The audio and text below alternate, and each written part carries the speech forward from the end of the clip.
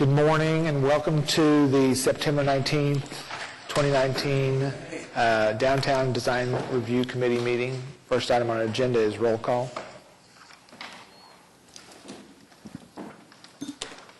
Anthony Black. Here. Corey Bates. Present. Gary Jones. Julie Kriegel. Present. Deborah Richards. Present. Mariana Sador. Rosie Trujillo. Here. You have a quorum. Thank you. Second item on the agenda is approval of the August minutes, which are included in your packet. Move to approve the minutes. Second. As a Bates Kriegel motion, all in favor? Aye. Any opposed? Motion carries. Item 3 is cases withdrawn, and there are none. Item 4 is continuance requests, and there are none. Item 5 is the consent docket. There are no items. Item 6 is cases for individual consideration. And item 1 is DTCA 19-00095 at 321 Northwest 8th Street. Is the applicant present? No. Okay. Just to confirm, are you here on the... Okay, gotcha. No. No one is here for that case. Move this item to the end and see if somebody shows. All right. Okay, thank you. And then, so item 7 is other business. Oh, do we need to make... Okay.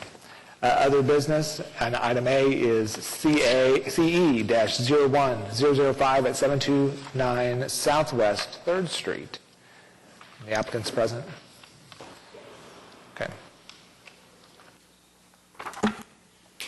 This is a request to close part of Southwest 2nd Street. And this was brought about because of the construction of the boulevard. As you're aware, the boulevard was constructed in the old I-40 corridor, and so 2nd Street used to go all the way across at Lee, and now it does not because the boulevard cuts in here diagonally. I'm sorry, our aerials have not been updated, although I do have one here in a minute on the drone shot. So right now there is a barricade right about where my hand is. Unfortunately, the way it's placed, people are driving around it and driving down the grass to get around it. Oh. Okay. Okay, no problem. And so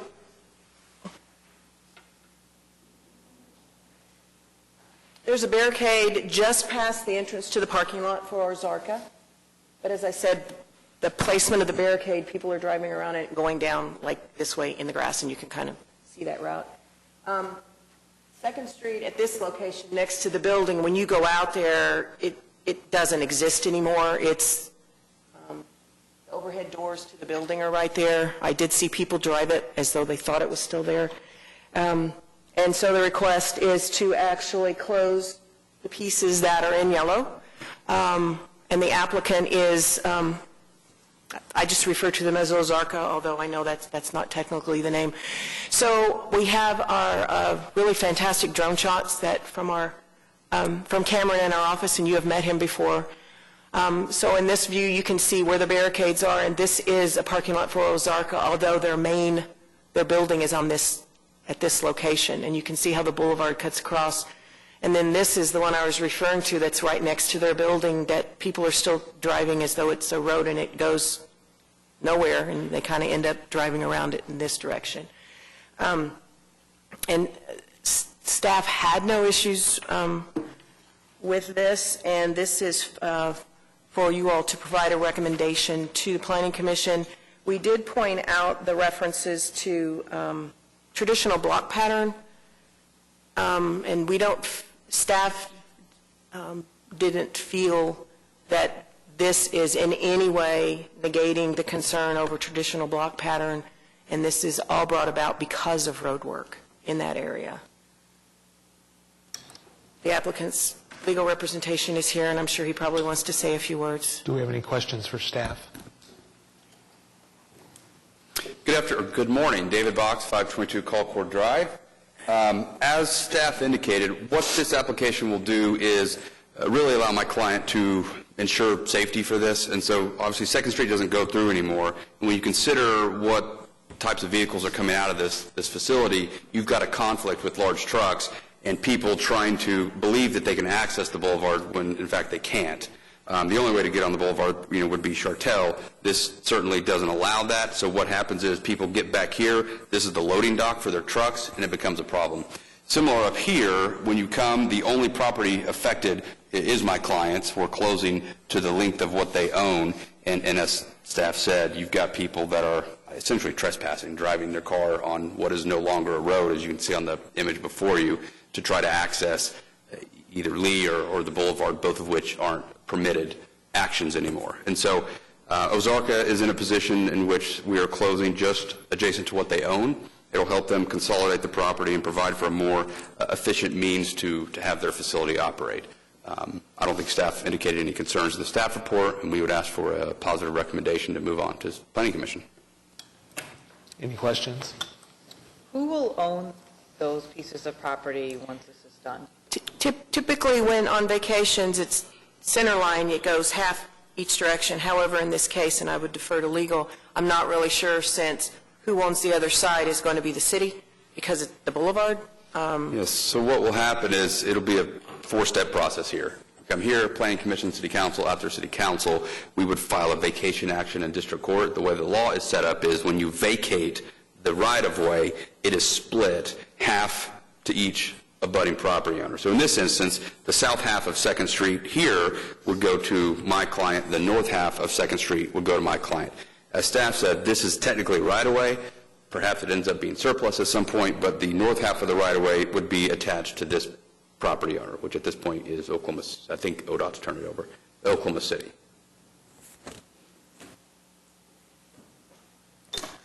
And what would happen with the curb cuts that are currently in place at 2nd Street? Which curb cuts? So the other image shows it much better on the west side. So there's a curb cut off of Chartel that is allowing people to drive. One here on this, Yep. this view? It'll stay. The overhead doors for the Ozarka facility are right there where the here. hand is. It just becomes a privately maintained drive, in essence, east of that curb cut. It has to remain open because that's how the trucks get to the building. It'll still be a street. It'll just operate as a private. The city would no longer have to maintain it because it doesn't go anywhere except for die into my client's property. But you could put up signage saying Sure. private drive. Is that your concern? Like, Yeah, how do you solve the problem of Right. people? Signage, we could gate it at that point if we wanted to. It allows us the ability to control the access in the manner we believe best. And that's the case on the east side as well? Yes, sir. I assume there's a curb cut there that's allowing people. There's a curb cut from 2nd into the parking lot. There is no curb cut onto Lee or the boulevard. Well, what happened was the street used to go straight, and so they put sod and dirt down and put the barricade up. So I'm trying to remember if there is physically a curb, because I don't think they poured a curb when they did all this work at the end. And it's wide enough that people are just driving around it, but it's right by, this is where the entrance into their parking lot is. And this, I believe, is the end of their property, which is the end of Correct. the parking lot. That's correct. And so that would allow them to control it starting at this point. And then there's one other property owner here before you get to the next street, which is a T intersection. And what's the advantage of controlling it on the east side of the parking lot versus the south side of the parking lot? Well, we're just controlling to our property line.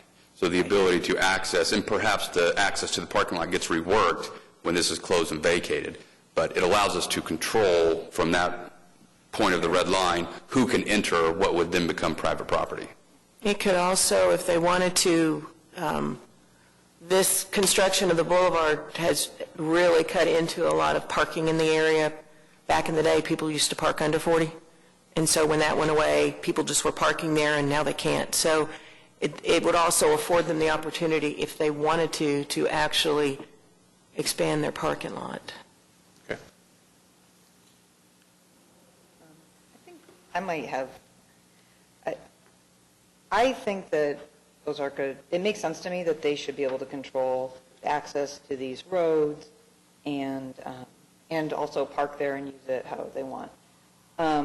What I'm unsure about is the ownership question, and I wish there was, although we've seen this before in DDRC, and it seems like there's not a clear path forward on this, but like the city could give a 100-year lease or like a long lease to this property, because maybe it would be great if the city grid one day could be, reconnected.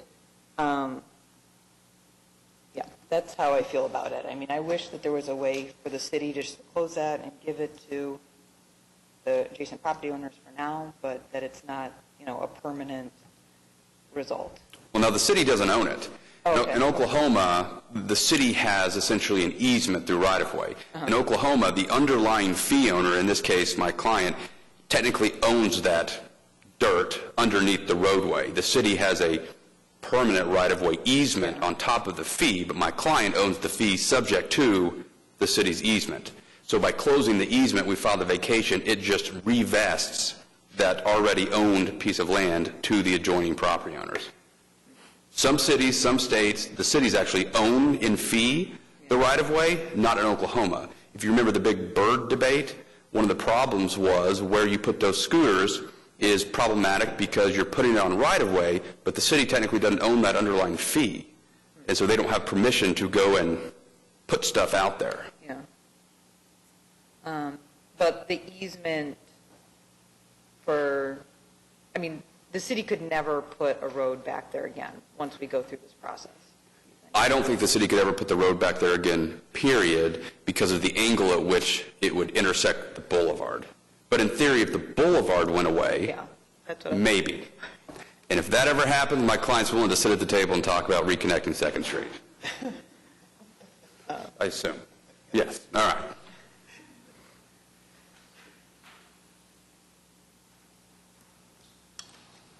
Do we have any other questions for the applicant?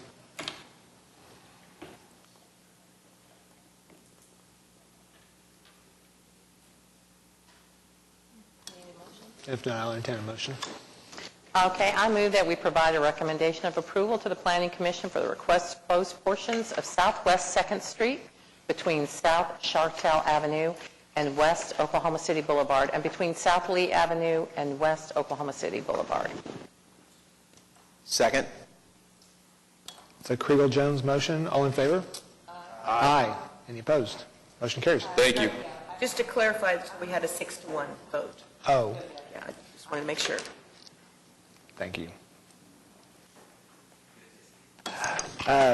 Next item on the agenda is item B, PC 10609 at 300 Northeast 3rd Street. Is the applicant present? Yeah, the applicant is the Oklahoma City Urban Renewal Authority. You may have seen news reports a couple months ago that they bought what is commonly known as the Lester House, but historically its significance lies with the Lyons family, which we will explain here in a minute. So Okira bought the property, and they have initiated it to be a historic landmark, which involves, it's technically a rezoning. So it'll be rezoned from, it's an overlay. So the base zoning will be DBD, and then we'll have a HL overlay.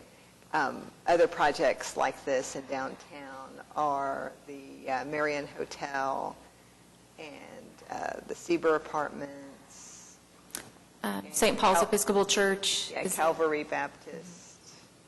So those are some immediate ones in downtown. Anyway, so the committee is being asked to make a recommendation that it be zoned a historic landmark. Katie Friddle is our Historic Preservation Officer, and she will explain a little bit more about the process and the history of the property. Hi, I'm Katie Friddle. I'm the Preservation Officer for City of Oklahoma City, and I'm in the Current Planning and Urban Design Division under Lisa.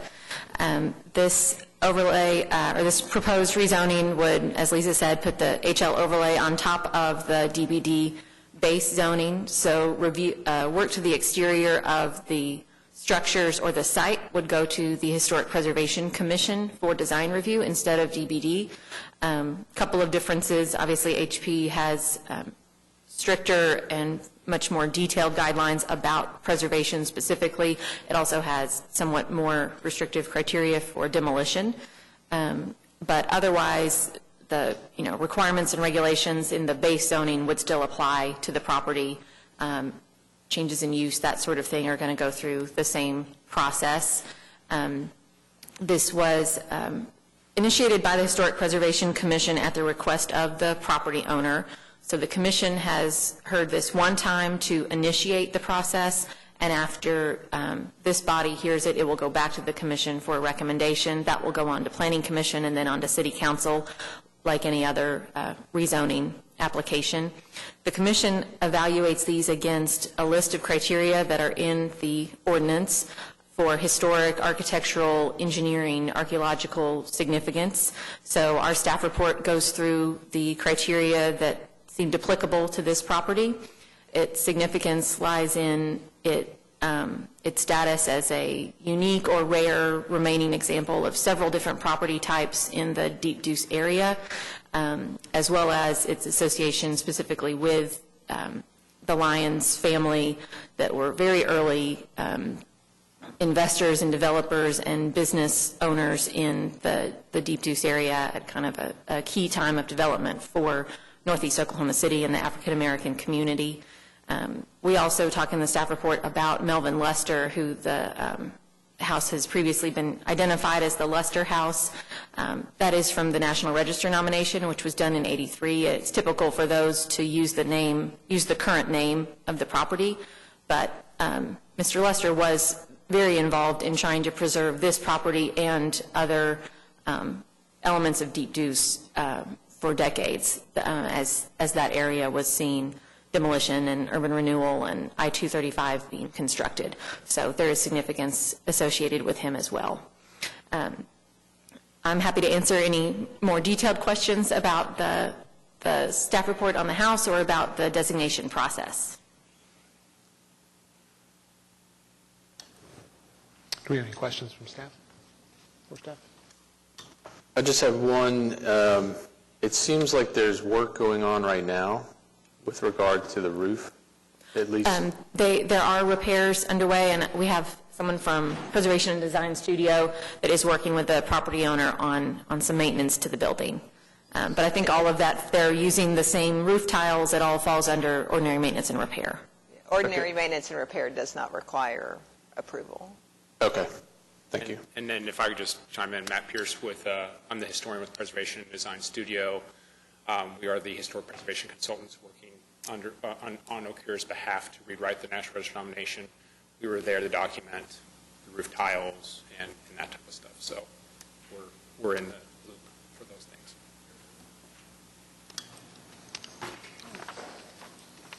If there are no other questions, I'll entertain a motion. I'll move to provide a recommendation of approval to the Planning Commission that the Lyons property be designated as an historic landmark, HL overlay. I'll second. It's a Bates, Richards motion. All in favor? Aye. Any opposed? Motion carries. Thank you very much. Item C is PC 10610 at 1007 through 1017 Northwest 10th Street and 1010 through 1020 West Park Place. Is the applicant present? Does staff want to? Yes, this is a request to rezone the northwest corner of 10th and Classen, to rezone it into DTD1, both in terms of zoning and design review process. So since I believe this is the first rezoning into one of the downtown districts since the districts were established in 2007.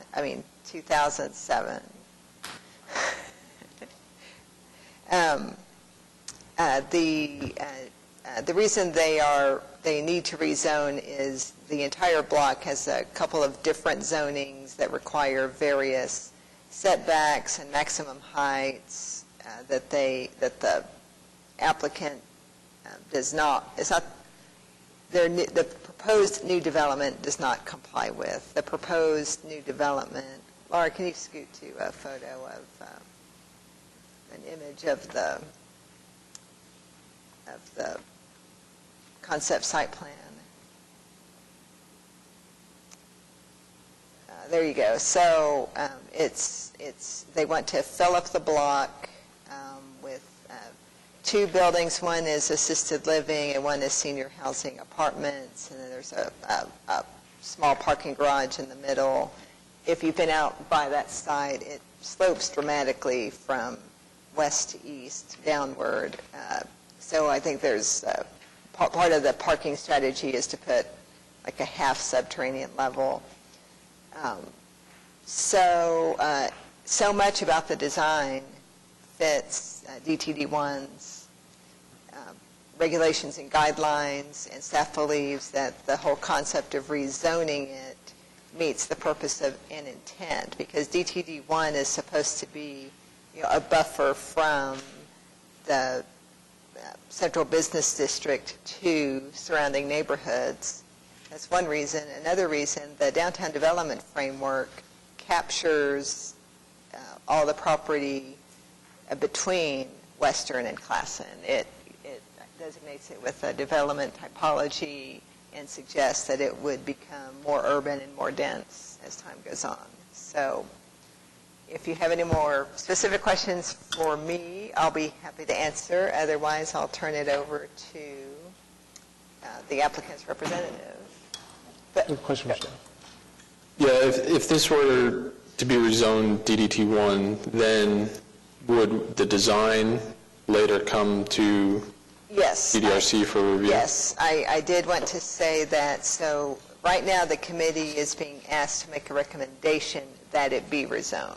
And the design concepts shown in here are extremely preliminary, but the final floor plans, site plans, all the elevations, materials, everything will come back to the committee.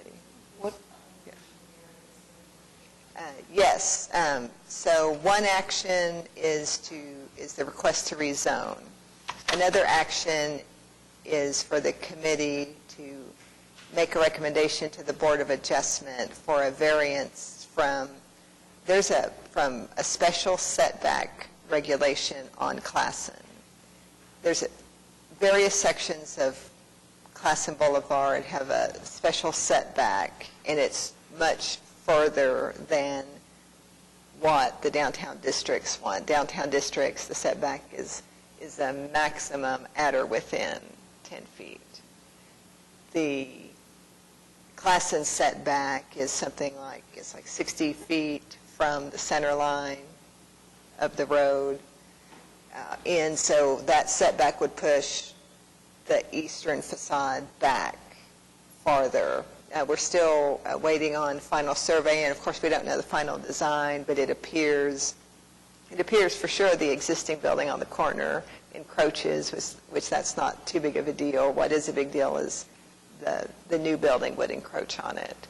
And we typically we would not make a variance recommendation this early in the process, but staff believes we know enough about the intent and that the intent matches DTD1 that we could go ahead and get the ball rolling on the variance.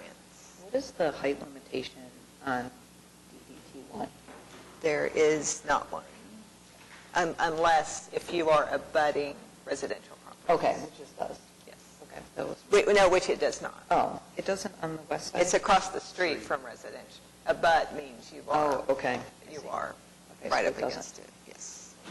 But to your question, the proposed height shown, there's a diagram with the height. The only specific height restriction in DTD1 that I have is there's a DTD1 Area 2, which is north of 13th Street, adjacent to Heritage Hills, and so there is a lesser height in that area specifically, but this is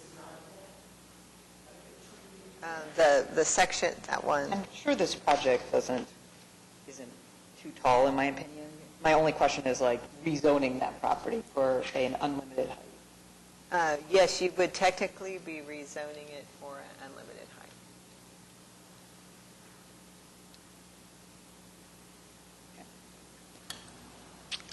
Are there any other questions for staff?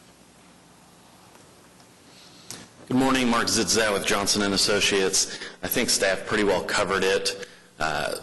This project is looking to add affordable senior, both assisted and independent living to this block.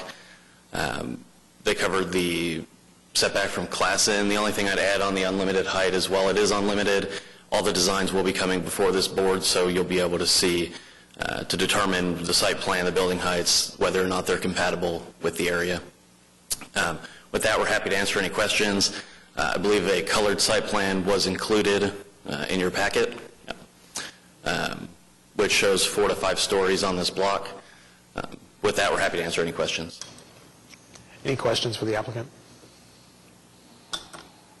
I don't have a specific question for the applicant, but kind of like a general question for the city. I mean, was this your recommendation to apply for DET1? Like, I'm curious if all of Class N needs to be relooked at, and that by putting this one little property in DET1, then, then it's like an outlier from like the entirety of Class N. Sure. Since this would be the first, it would be an outlier for some time.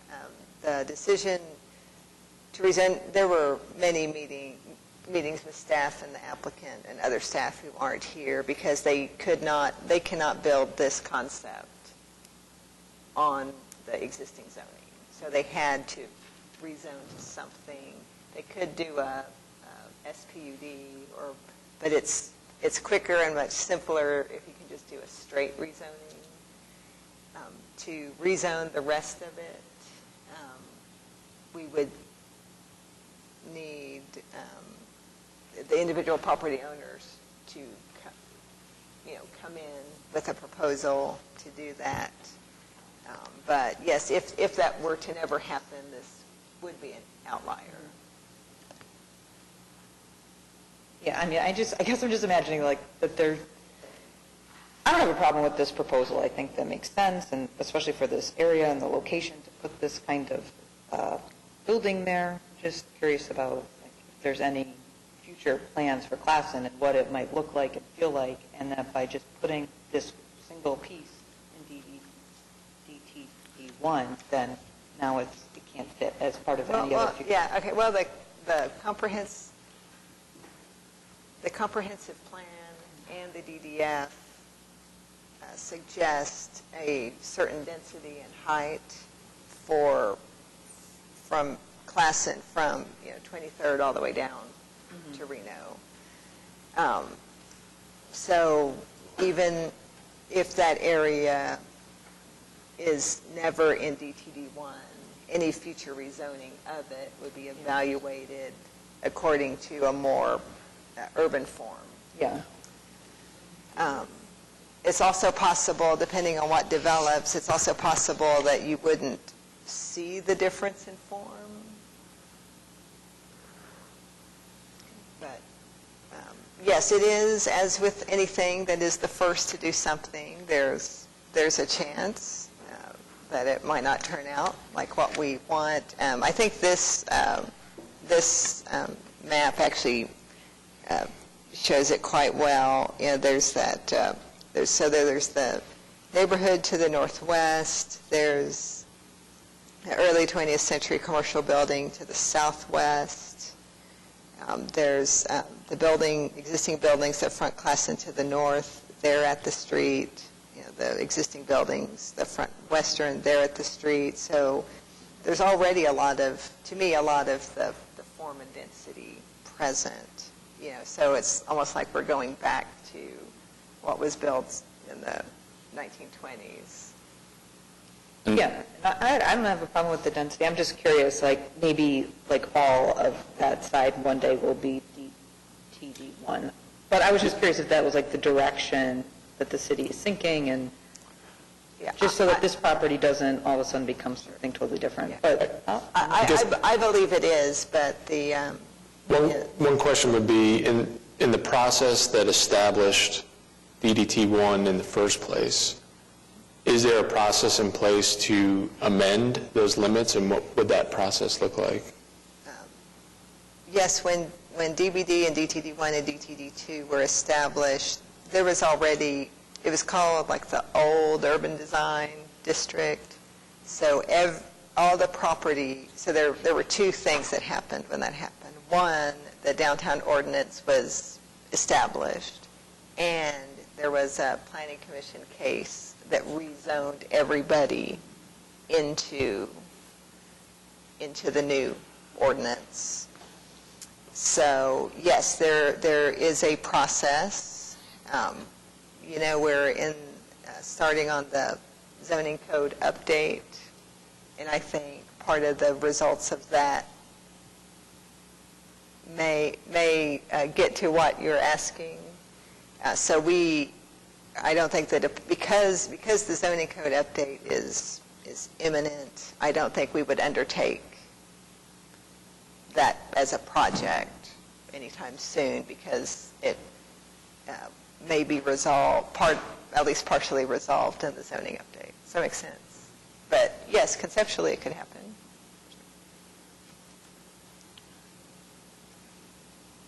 I think the only thing that we might add is DTD1 is on the east side of Classen, so by bringing our site in and hopefully other sites along Classen, we'd be making a more consistent corridor rather than having 1970 zoning on one side forcing 25-foot plus setbacks, and then while on the other side having maximum of 10.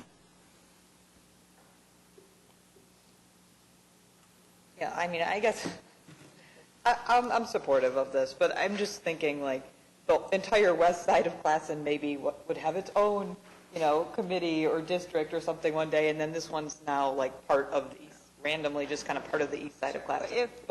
If that were to happen, we could look at bringing this one into that. Okay. But the goal here is that the developer's eager to get started and has funding, has designs, and this is a straightforward way to get them where they're allowed to build what they need to build. I'm just going to say I like this whole project. I've been, years ago I was in those buildings all on that block, and nobody's been able to do anything with that block. And so I think this is exciting, and I'm thrilled with the affordable housing a part of this. And so, if it has to be rezoned, I think it's a positive thing for the city overall, which is our goal, right? So. If there aren't any other questions for the applicant, I'll entertain a motion. I'll move to provide a recommendation of approval to the Planning Commission for the request to rezone from R4 and C4 to DDT1 Downtown Transitional District Limited on the basis that the project complies with the regulations and guidelines of the Downtown Design Zoning Ordinance as referenced in Section C and D of the staff report. It's a Bates-Kriegel motion. All in favor? Aye. Any opposed? I'll also move to provide a recommendation of approval to the Board of Adjustment for a variance from the special setback regulations of Article 12, Site Development Standards. Second. It's a Bates-Kriegel motion. All in favor? Aye. Any opposed? Motion carries. Thank you very much. So item D is the Downtown Development Framework.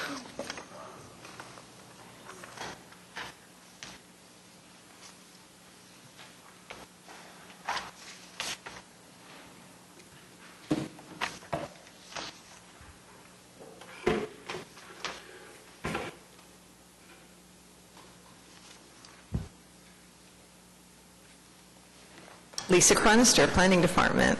As we were discussing the last case, it occurred to me it might have been helpful for me to show you this before that last case, because I just want to make clear that while there might not be like a quote master plan or area plan, there is already guidance in previously adopted plans for that area between Classen and Western.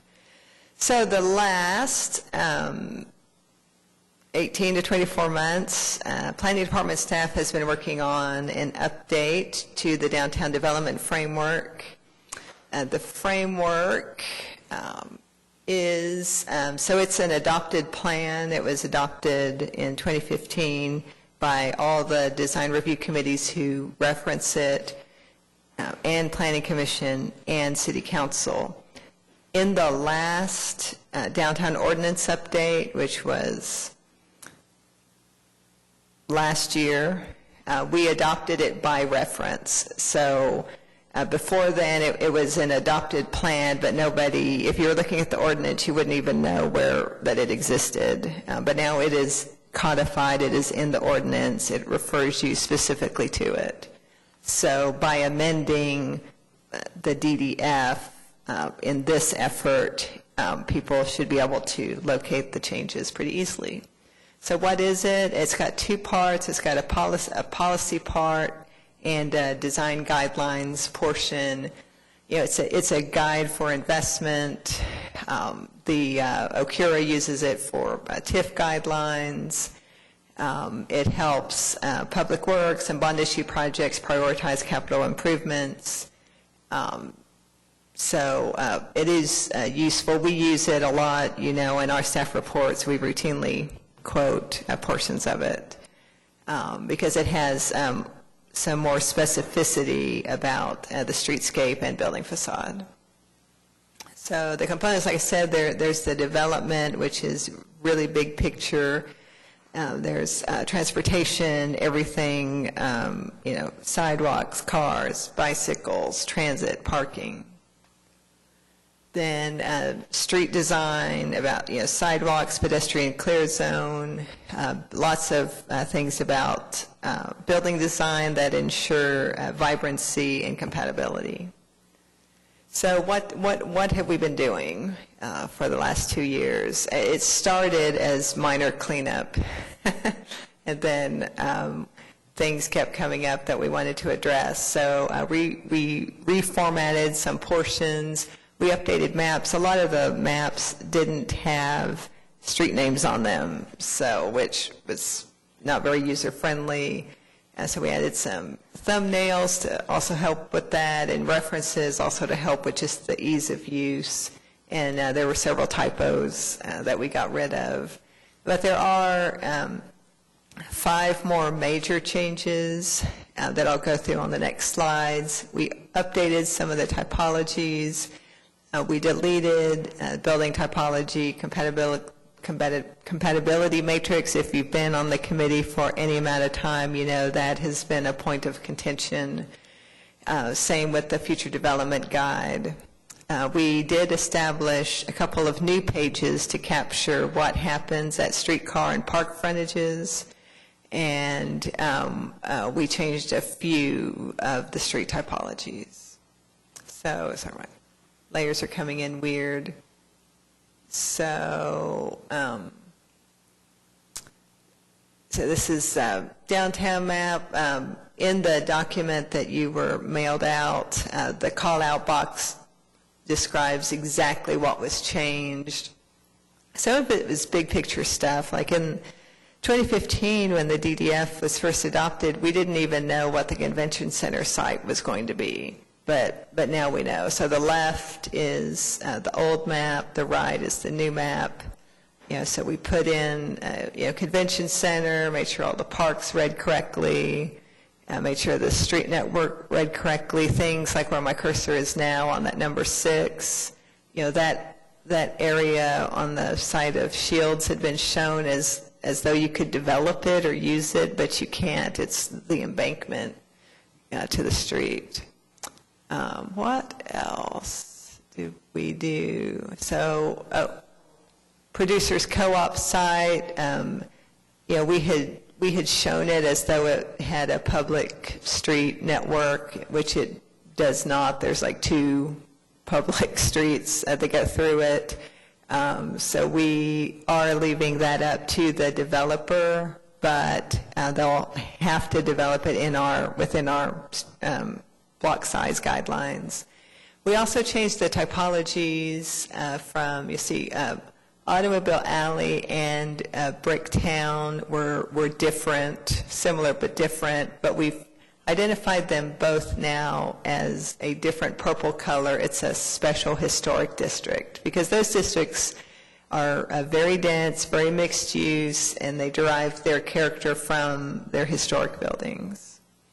We also made sure that all of the parks were accurately shown throughout. Then, the building typology compatibility matrix, it was trying to give people an immediate grasp on what types of uses were compatible next to what other types. But it identified things in terms of partially compatible and fully compatible, and there was no definition of what that meant or how it was supposed to be assessed. So staff believes that, the whole point of design review is to ensure compatibility, and that compatibility is ensured through massing, where the entrance is, where the windows are, what the materials are, relationship to nearby structures, that we can get to compatibility within our existing guidelines. So we're proposing to remove this. Same thing with the future development guide. When we started to update it, it started to get real confusing on what was an aspiration and what was a cataloging of existing conditions, and what we thought the market was doing.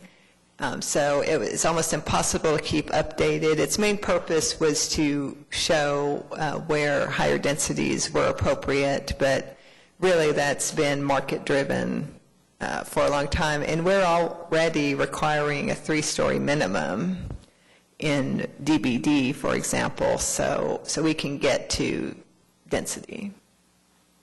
So we're proposing to delete both of those pages. And where there was information about density and use that we felt was important, we rewrote some of these preface paragraphs to incorporate it. Establish streetcar and park frontages. I think this is one of the most important updates we did.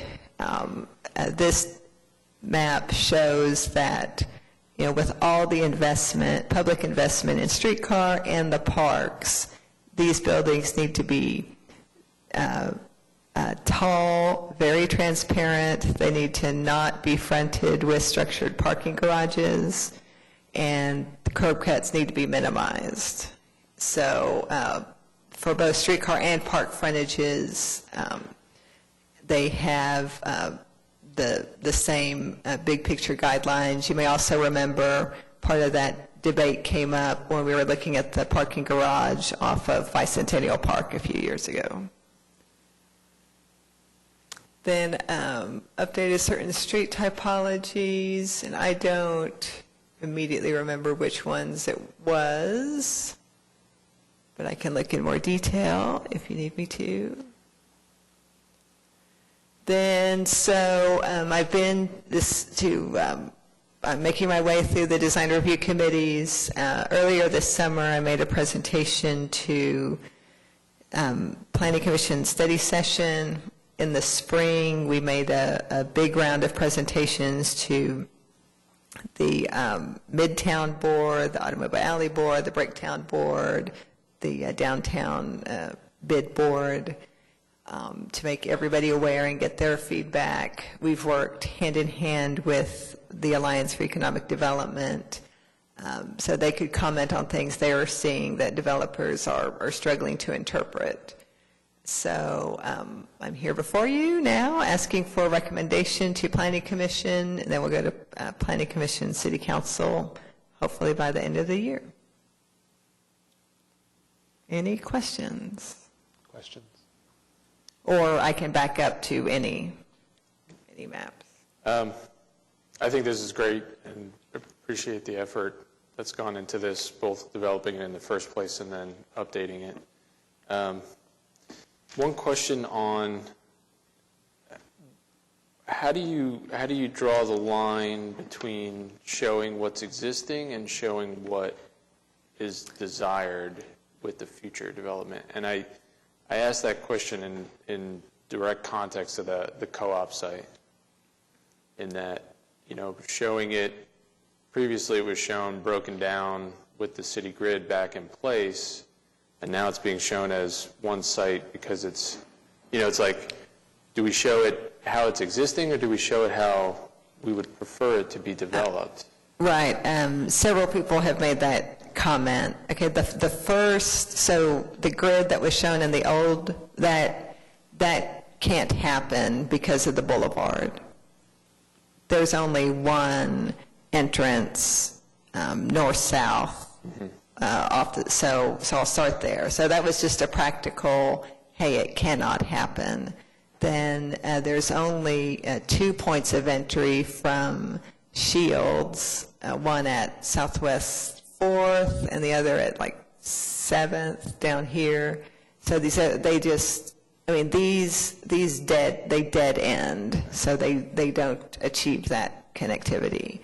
Like I said, when the developer comes in, the applicant comes in, they'll have to show that they've complied with our guidelines for modest block sizes. But it may not, because of so many constraints, it may not be a grid. And it certainly, almost for sure, can't be this grid. Right. I just wonder if it's, I don't know if it would be better to show something that is possible. Just, from a developer standpoint, I hate to reference this and say, oh, I can develop this all as one block, and then show up to us and we say, no, you really got to cut this down into pieces, and then they're going back to the drawing board.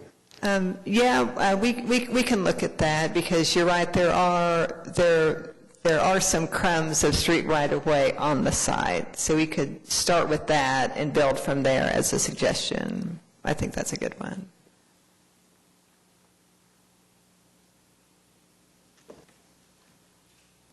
In the past, some applications have been brought before us in which this document has been put against the ordinance and have put us in a situation where we're trying to evaluate what is written regulation versus what is guidance. And I can see in some of the items that you've removed that it was intended to maybe lighten that and make it a little easier for us to evaluate. Was there a written history of the ways that those have been in conflict before, and was that a method by which your removal was done, and do you forecast any current conflicts between ordinance and guideline?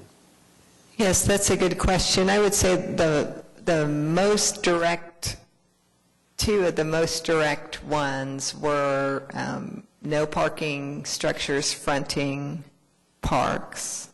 That's captured on this map. And then not suggesting what the desired development height should be. Now, there still is conflict even within our guidelines about, there's technically an unlimited height, but there's also a guideline about ensuring compatibility with existing buildings. So that will continue to have to be a case-by-case basis. Does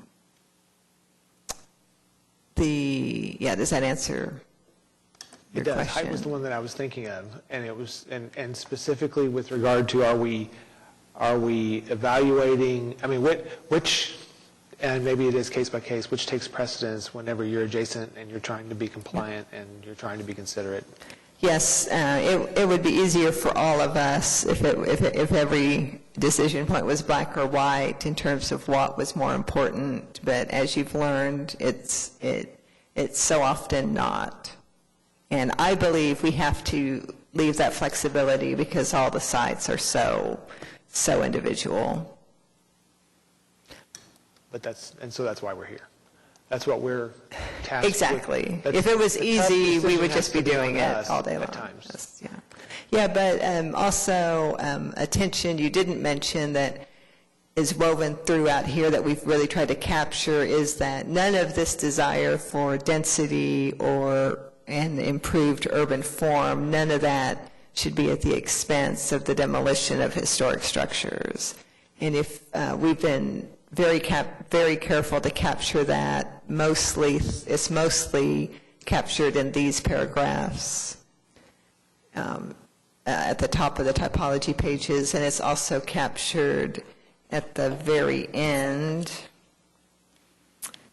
in the character sub-district descriptions. There's a lot of text ensuring that so that people can't argue that a historic building should be torn down just because it's too short and just because it's not at the street or any of these other things.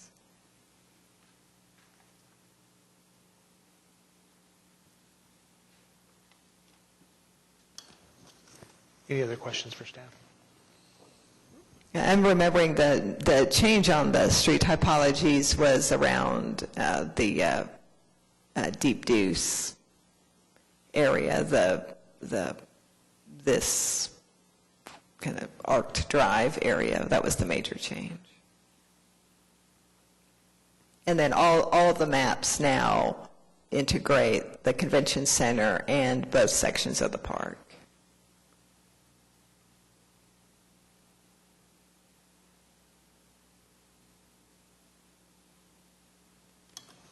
If there are any other questions, I'll entertain a motion. Really quickly, I agree with Corey's point about like suggesting some kind of grid or encouraging a developer to put a grid through that property there. So I don't know if there's a way to like work that into the recommendation. Again, you could make it with a condition. You could just direct us to do it, and Trust will do it. One of the other committees recommended that.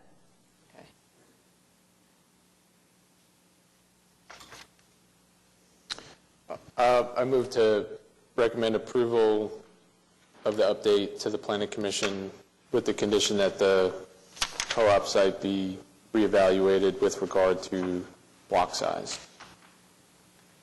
I'll second. It's a Bates-Richards motion. All in favor?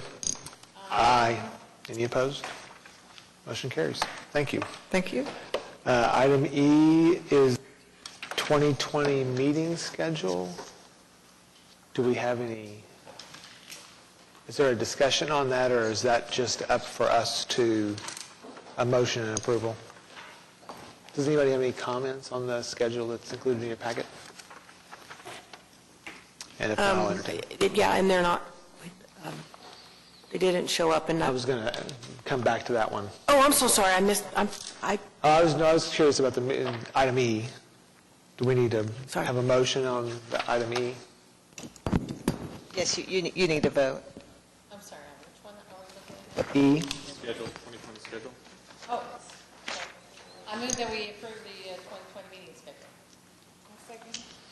That's a Kriegel-Sarur motion. All in favor? Aye. Any opposed? Motion carries. Okay, so originally we pushed to the end item A for cases for individual consideration. I guess what we need to do is a motion to continue it to the November meeting.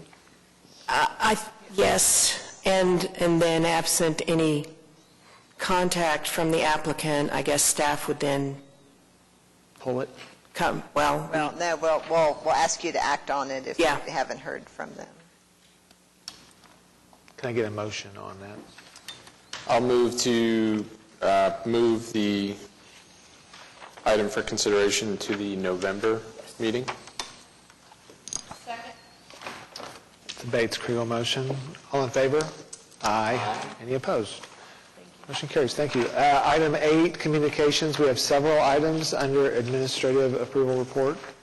I don't know that there are any that we need to speak to unless someone has a specific comment.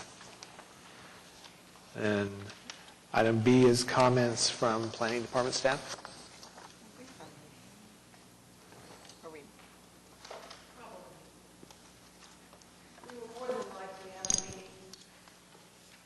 We'll let you know. We'll know by Monday. I will be out of town. No, sorry. Okay. Plane tickets or both.